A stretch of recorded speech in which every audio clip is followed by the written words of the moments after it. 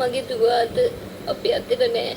එයා මේ තත්ත්වයටපත් වෙන්න හේතුව එයාගේ පාසලේ ඇති වුණු ගුරුවරයෙක් කරපු කරදරයක් තමයි එයා මේ තත්ත්වයටපත් කරේ. එයා කිසි විටක මානසික රෝගියෙක් නෙවෙයි. එයා මානසිකව වැටිලා හිටියේ නෑ.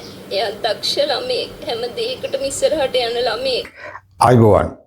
අදත් ආයුබෝවන් කියලා පටන් ගත්තට ආයුබෝ වේවා කියන අරුතක් ඇති වෙන කතාවක් නෙවෙයි අදත් කියන්නේ ආයුෂ අවසන් වෙච්ච කතාවක්. ඔබ මේ වෙනකොට දන්නවා ඇති පසුගියදා සිදු වුණු ශිෂ්‍යාවකගේ මරණය පිළිබඳව කොටහේනේ මහල් නිවාස සංකීර්ණයේ 6 වන මහලේ සිට බිමට පැනලා වයස අවුරුදු 16ක් වන 11 වසරේ ඉගෙනුම ලබන කාන්තාවගේ ශිෂ්‍යාවක් දැරියක් ළමයෙක් ගෑනු ළමයෙක් සියදි විනාශ ගන්නවා. මේ සියදි විනාශ ගන්න ඇයට පෙළඹවීම සිදු වූ හේතු පිළිබඳව කතා කරනකොට අජූවක් අප්‍රියාවක් අප්‍රසන්න බවක් දැනෙනවා මේ රටේ සිදුවෙන ක්‍රියා පිළිබඳව. ඇත්ත වශයෙන්ම ඇයි මේ දැරිය සියදි විනාශ ගත්තේ? ඇයගේ ගණිත ගුරුවරයාගෙන් ඇයගේ පාසල තුලදී බම්බලපිටියේ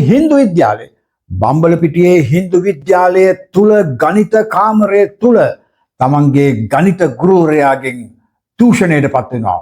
ඇයව තාමත්ව දැඩි ලෙස ලිංගික අතවරයකට ලක් වෙනවා. මේ ශිෂ්‍යාවට මේ සිදුවීම වුණාට පස්සේ ඇය ගෙදර ගිහිල්ලා කියනවා තමන්ගේ අම්මට අම්මේ මට මෙහෙම දෙයක් සිද්ධ වුණා කියලා. එතකොට ඒ අම්මලා එනවා ආපහු ඉස්කෝලේට ලැව්වහම විදුහල්පතිනිය මේ පාසලේ විදුහල්පතිනිය කියනවා නෑ එහෙම දෙයක් අපේ ඉස්කෝලේ වෙලා නෑ කියලා. ඒ නිසා අම්මට සිද්ධ වෙනවා තමන්ගේ දුවට වෙච්ච මේ අසාධාරණ ඉතාමත්ම මිලේච්ඡ ක්‍රියාව ගැන පොලිසියට පැමිණිලි නොකර ඉන්න. පොලිසියට පැමිණිලි නොකර අම්මා කරන්නේ මොකද්ද? මේ දුවත් අරගෙන වෛද්‍යවරයෙක් හම් වෙන්න යනවා. මේ වෛද්‍යවරයා විසින් පරීක්ෂා කරලා බලලා කියනවා මේ දුව ලිංගිකව අතවරයකට ලක් වෙලා තියෙනවා කියලා. මේ වගේ තත්ත්වයක් තියෙනකොට මේ ඉස්කෝලේ ගුරුවරයා සම්බන්ධව කිසිම පියවරක් ගන්නට විදුහල්පතිනිය කටයුතු කරන්නේ නැහැ. දැන් මේක කිසි කෙනෙක් දන්නේ නැහැ. කිසියෙක් දන්නේ නැහැ.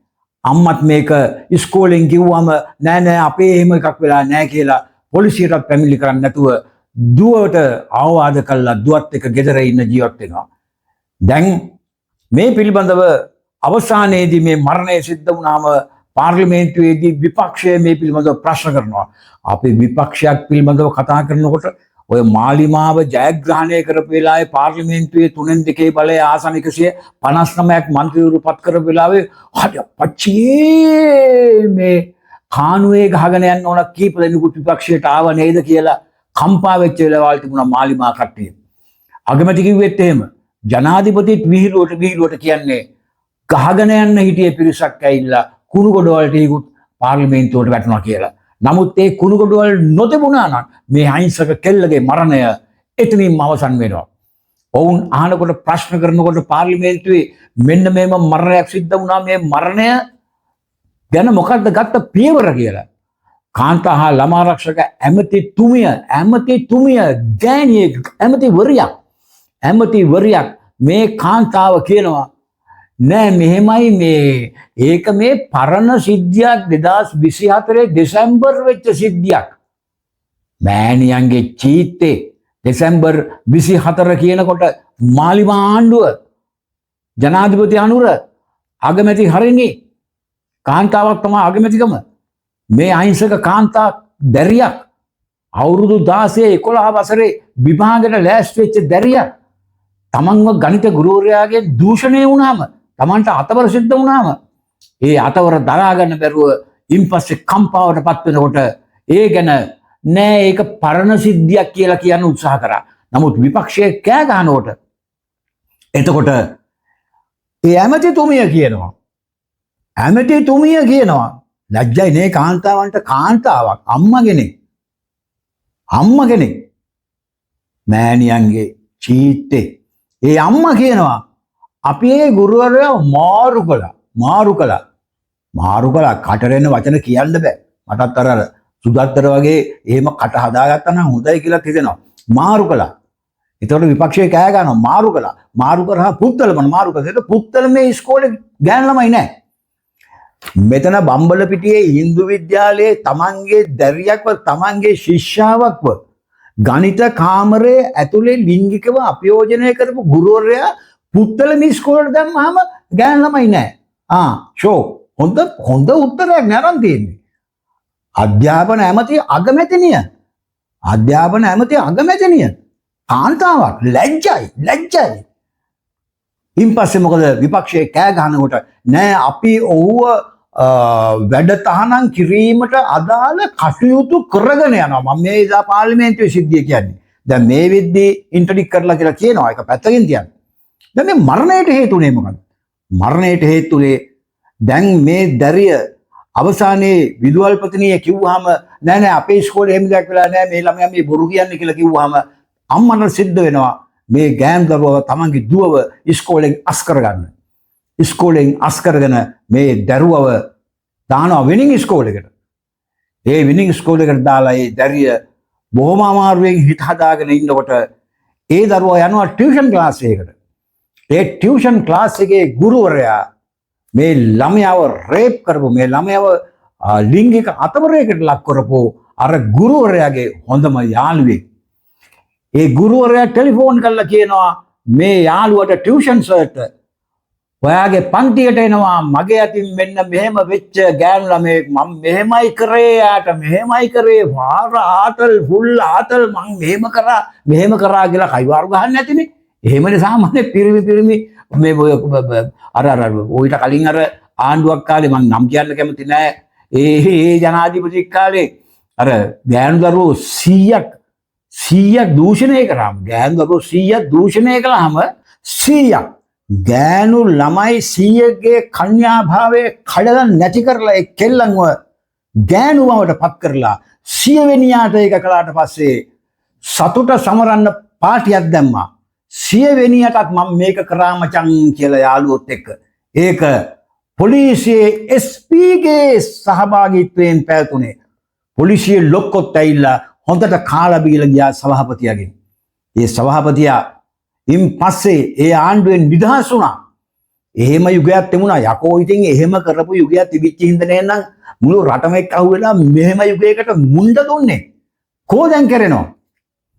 මේ ටියුෂන් සර් අර ළමයාව තමන්ගේ පන්තියේ නැගිට්ටවලා දැන් ඒ ටියුෂන් සර්ට කියනවා දැන් ගණිත ගුරුවරයා ඉස්කෝලේ යාළුවනේ ටෙලිෆෝන් කරලා කියනවා මචං දැන් උඹේ ක්ලාස් එකේ ඉන්නවා මේ අහවල් කෙල්ල ඒ කෙල්ලට මචං මේමයි කරේ මචං කියලා එහෙම පිරිමි කතා කරනකොට එහෙමනේ ඉතින් ඔය වගේ දේවල් කතා කරනකොට එහෙම කියලා කයිවාරු ගහපු අර ටියුෂන් සර් මේ කෙල්ලව නැගිට්ටවලා 150ක් විතර සියලුම ළමයි ඉස්සරහා සර් අහනවා ළමයාගෙන් ඔයාට මෙහෙම වුණා නේද?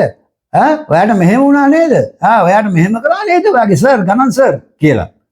අර ළමයි ඉස්සරහා ලැජ්ජාවට පත් වෙලා ඔන්න දෙවෙනි පාටත් දූෂණය වෙන මේ කෙල්ල වචනෙන් දූෂණය වෙන කෙල්ල ගෙදර ගිහිල්ලා කොලයක තමන්ව ගණිත කාමරේදී කරපු හැටි තමන්ගේ සර් කරපු හැටි කටුසටහනක් ඇඳලා ඒකේ ඕන කරනවා ලියලා තමන් 6 වෙනි තට්ටුවෙන් බිමට පැනලා සිය දිවි නසා ගන්නවා. ඉන්පස්සේ තමයි මේක ඇවිස්සෙන්නේ. ඉන්පස්සේ මේක ඇවිස්සනවා කියන්නේ මේ වෙනකොට විදුහල්පතිනියට විරුද්ධව මේ වෙනකොට රහස් පොලිසියේ අත්අඩංගුවට අරගෙන ඇක්ෂන් ගන්න ඕන. මේ තරම් අපරාධයක් තමන් ඉස්කෝලේ සිද්ධ වුණායින් පස්සේ ඒ ගුරුවරයාට විරුද්ධව අකුරක් වචනයක් අකුරක් පියවරක් ගත්තේ නැති විදුහල්පතිනියට ඉස්කෝලේ ඉන්නු දෙන්න කොහොමද? තාම ඉන්නවනේ. මම මේ පටිගත කිරීම කරනකොටත් ඉන්නවනේ විදුහල්පතිනේ. හින්දු විද්‍යාලේ විදුහල්පතිනේ තාම ඉන්නවනේ. එයාට විරුද්ධව කිසිම ඇක්ෂන් එකක් නැහැ. හරිනම් මේගොල්ලෝ ඔක්කොම අත්අඩංගුවේ ඉන්න ඕන. එතකොට මේ ළමයව 150ක් අනිත් ළමයි ඉස්සරහා නැගිට්ටවලා මේ අපරාධය කරපු හැටි විස්තර කර කර ඒ ළමයව අපහාසයට ලක් කරපු ටියුෂන් සර් ඉන්නවනේ හොඳට. එතකොට මේ ටියුෂන් සර් කරපු වැඩේ හින්දා මේ ගෑන් ළමයා පැනලා මැරුණේ. මරණයට හේතුව ටියුෂන් සර් ඉමීඩියට් වහාම නමුත් ඉන්නවනේ. ඇයි ඉන්නේ? ඇයි ඉන්නේ?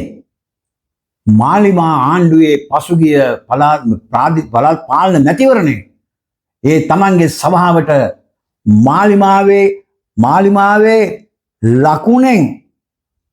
මාලිමාවේ ලකුණෙන් ඡන්දය ඉල්ලපු අපේක්ෂකෙක් මේ ටියුෂන් සර්.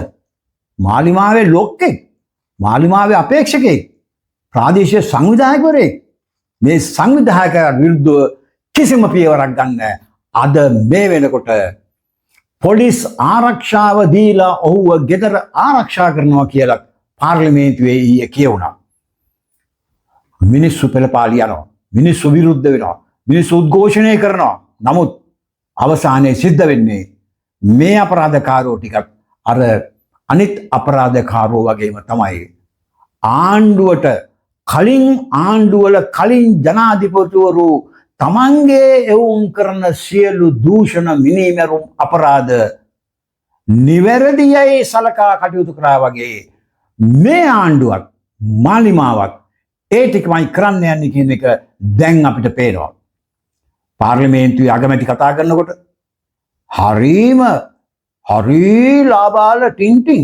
ඇයි ඒ?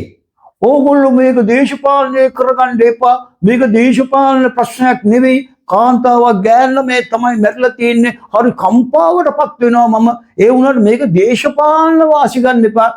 මිනිස්සයෝ දේශපාලනේ ගාව ගන්න කොහොමද? ගාවිලානේ තියෙන්නේ. මේ ටියුෂන් සර් ඕගොල්ලන්ගේ ඡන්ද අපේක්ෂකෙක් නම් ඕගොල්ලන්ගේ සංවිධායකවරයෙක් නම් දේශපාලනයට ගෑවිලානේ තියෙන්නේ. තාම මොනවාද ගාවන්න තියෙන්නේ?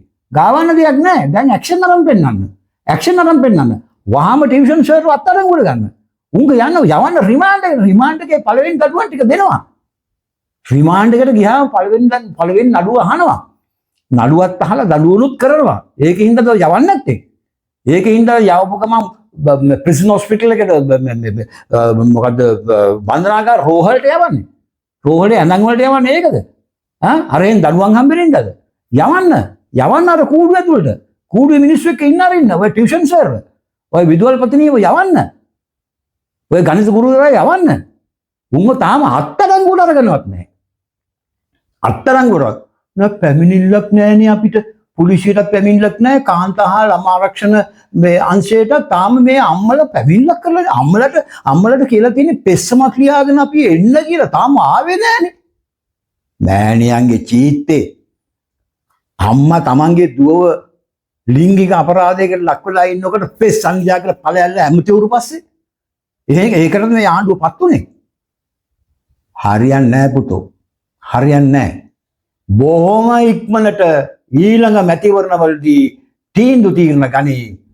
ජනාධිපතිතුමනි ඔබ ගැනට විච විශ්වාසය පළුදු වේගන යනවා. ඔබට මේ රට කරන්න බැරි බව දැන් පැහැදිලි වේගෙන එනවා. පුළුවන් නම් මේවට කරලා පෙන්නන්න. ඔන්න පොඩි කෙල්ලෙක් සියදිවි නසාගෙන ලිංගික අපරාධයක් සිද්ධ වුන නිසා අපරාධය කරපු එක එළියේ ඒ කෙල්ලව ටියුෂන් ක්ලාස් එකේ නැවත වතාවක් අපහාසයට ලක් කරපු එක එළියේ ඉස්කෝලේ පන්ති කාමරය ඇතුලේ මේ අපරාධය වෙනකොට ඉස්කෝලේ විදුහල් පුටුවේ හිටිය විදුහල් පොතනිය තාම එළියේ මොන චීත්තයක්ද කරන්නේ? තවදුරටත් කතා කරන්න ගියොත් මට මොනවා කියවෙයිද දන්නේ නැහැ. ආයි මම කතා කරන්නම් තව දවසක.